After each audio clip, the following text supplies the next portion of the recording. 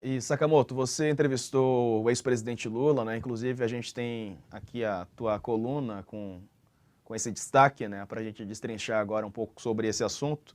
Você destacou a seguinte frase aí do presidente, do ex-presidente Lula, né? Não podemos confundir Bolsonaro com o Brasil, que quer a Amazônia de pé. Fala um pouco sobre essa entrevista, o que mais pode pontuar para a gente das falas do ex-presidente Lula, Sakamoto? Olha, Diego, o ex-presidente Lula, a ideia da entrevista foi principalmente nos temas de meio ambiente, de geopolítica, né? Até aproveitando que nessa semana a gente está ocorrendo a Assembleia Geral das Nações Unidas, né? O encontro da ONU, na qual o presidente Jair Bolsonaro foi passar vergonha e transmitir Covid, né? Sua comitiva, no caso. E o que aconteceu é que na conversa que eu tive com o ex-presidente Lula, ele colocou, teve uma centralidade com relação à preocupação da Amazônia, né?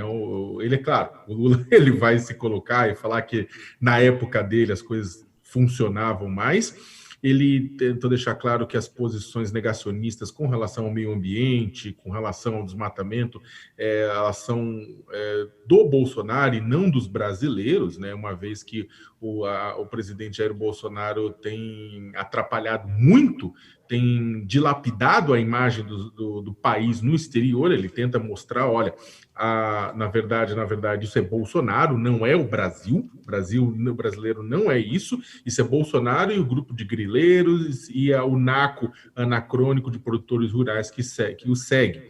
Ele também discute um pouco sobre quais são as medidas e o que tem que ser feito assim que o Bolsonaro sair do poder com relação ao meio ambiente, né, a adoção dos protocolos globais pensando nas mudanças climáticas, a questão da produção de energia, enfim, tem uma série de pacotes. Agora é interessante que ele fala também a respeito do governo Joe Biden, né? Ele saúda o Biden por ter retomado os tratados, né, o cumprimento dos tratados ambientais, coisa que o ex-presidente Trump havia largado, mas ele também saúda Biden pelo tamanho dos gastos públicos que Biden está fazendo por conta da pandemia para incentivar a economia norte-americana. E aí ele aproveita, ele fala, olha, o Biden está gastando, está correto, tem que gastar mesmo, porque é um momento de pandemia, para evitar desemprego, para evitar fome, para evitar tudo isso, mas aí o Lula aproveita e dá uma pancada no teto dos gastos públicos, né? Ele fala, então, e ele faz uma crítica muito dura, dizendo que neste momento